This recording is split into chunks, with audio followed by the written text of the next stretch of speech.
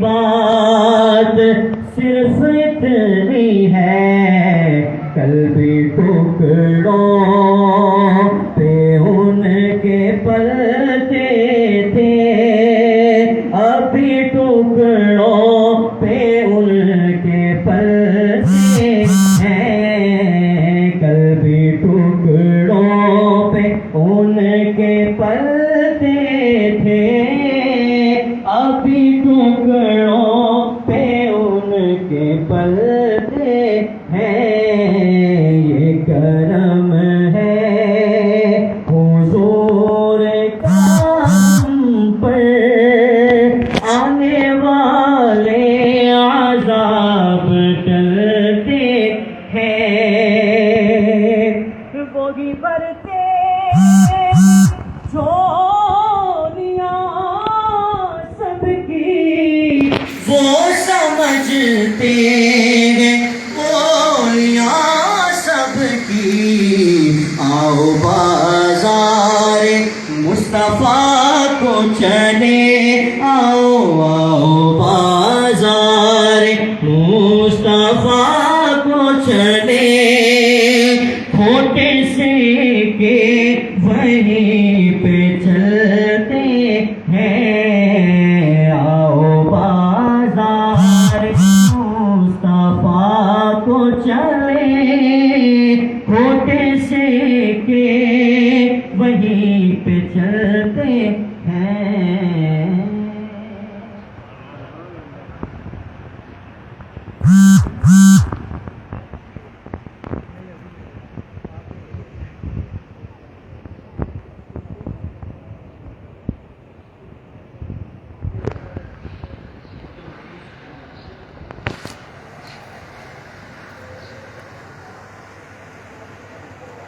سلام علیک یا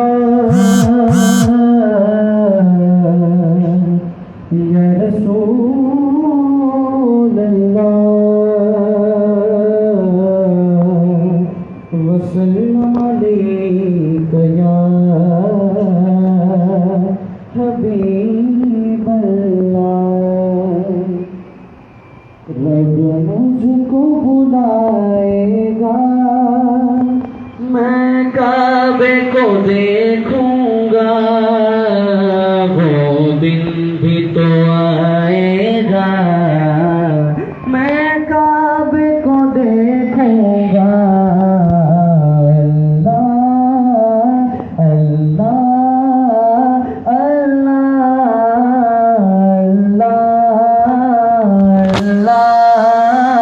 اللہ میرے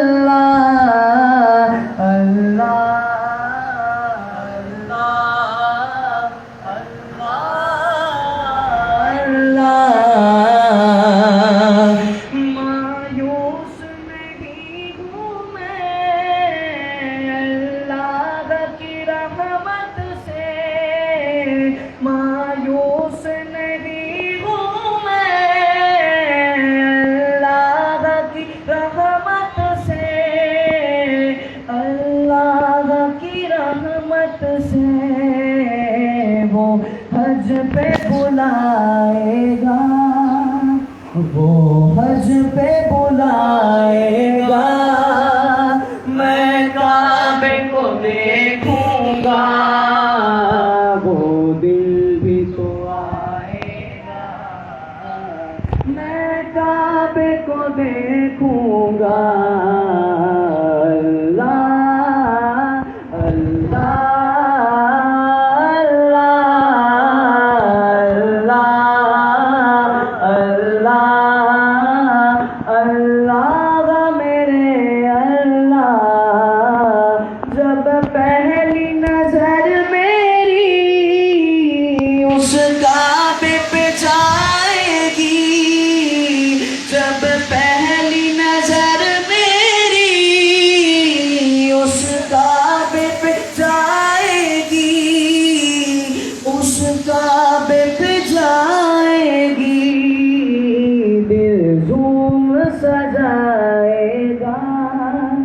دل جھوم سجائے گا، میں کعبے کو دیکھوں گا، وہ دن بھی تو آئے گا، میں کعبے کو دیکھوں گا۔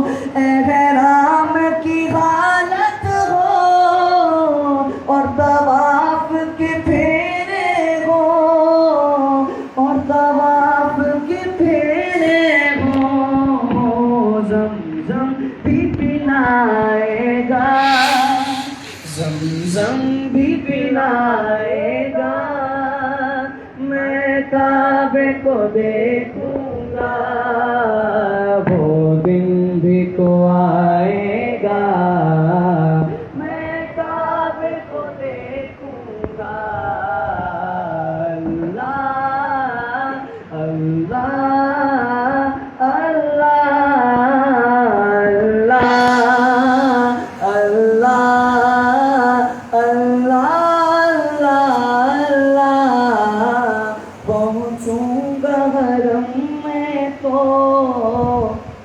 لبیک کہوں گا، میں پہنچوں گا حرم میں تو لبیک کہوں گا، میں لبیک کہوں گا، میں دل وجد میں آئے گا، دل وجد میں آئے گا، میں کعبے کو دیکھوں گا، وہ دن بھی تو آئے گا، میں کعبے کو دیکھوں گا۔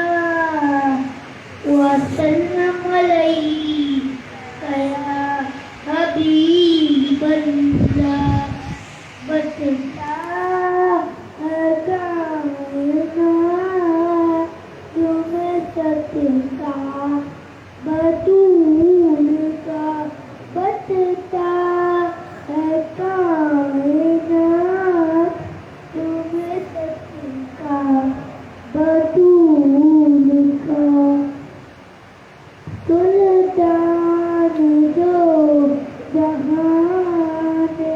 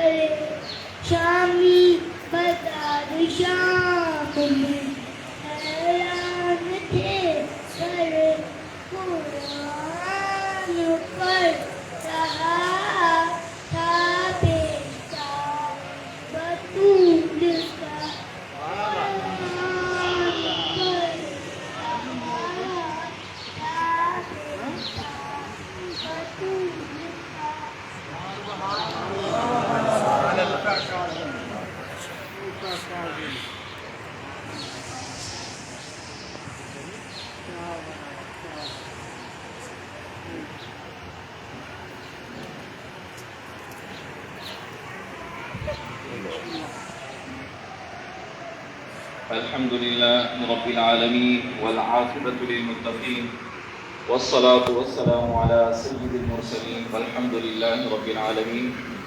أما بعد فأعوذ بالله من الشيطان الرجيم. بسم الله الرحمن الرحيم. وصل لربك وانحر. صدق الله العظيم وصدق رسوله النبي الكريم ونحن على ذلك لمن الشاهدين والشاكرين والحمد لله رب العالمين. معزز سامعین کرام، عزیزان ملت، عزیز دوستو، بزرگوں اور بھائیوں، اللہ تبارک و تعالی ہم سب کی قربانیوں کو حضور نبی کریم صلی اللہ تعالی علیہ وسلم کے صدقے اور آپ کی آل اور آپ کے اولاد کے صدقے قبول فرمائے، اور اس میں اگر کوئی کمی کوتاہی رہ جائے تو اپنے فضل سے اسے معاف فرمائے۔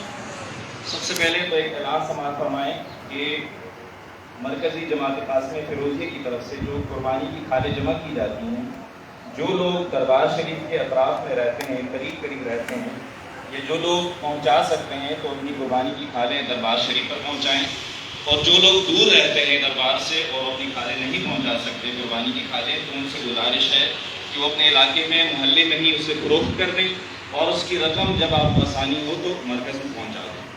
جو لوگ دربار سے دور رہتے ہیں وہ اپنے علاقے میں، اپنے محلے میں قربانی کی کھالوں کو فروخت کریں، اور اس کی جو رقم ہے وہ جب آپ کو آسانی ہو عید کے بعد یا عید کے ایام میں ہی دربار شریف پر پہنچا دیں۔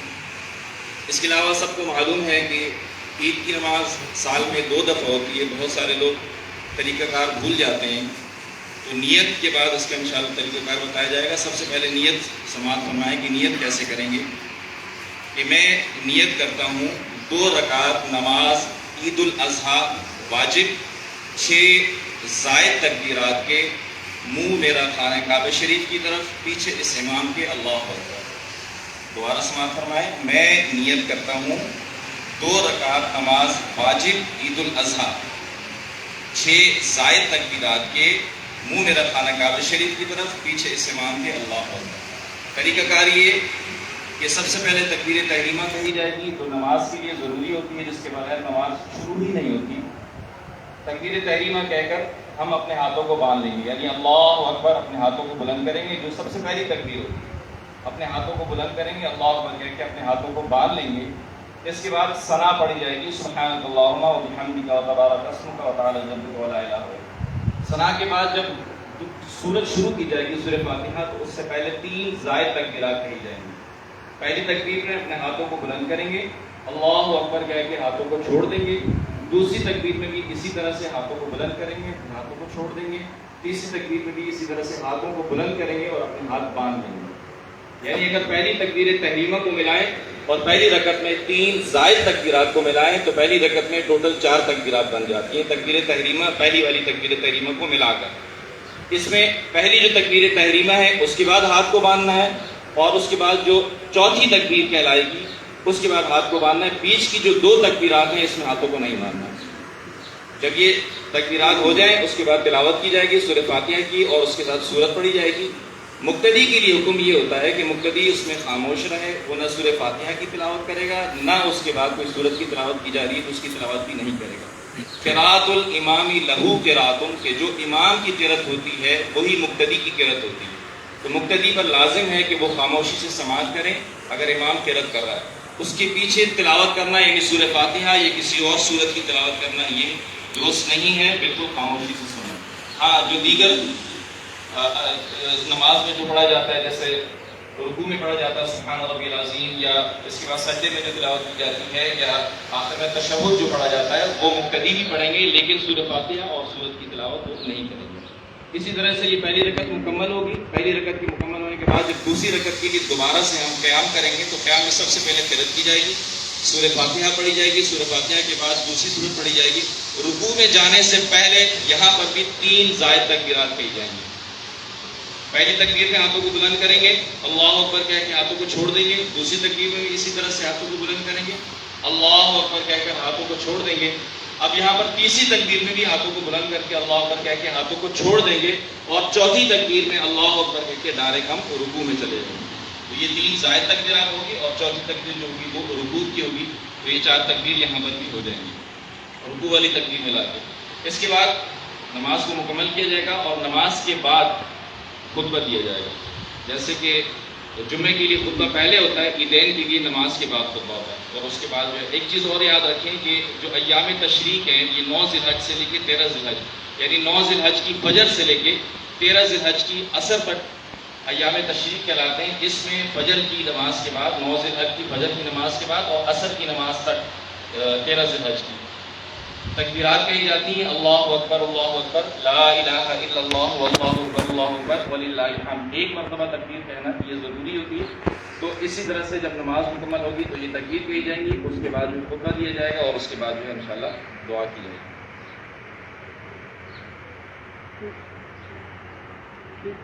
صفحہ درست کر لیجیے. عیدین کی نماز کے لیے اقامت نہیں کہی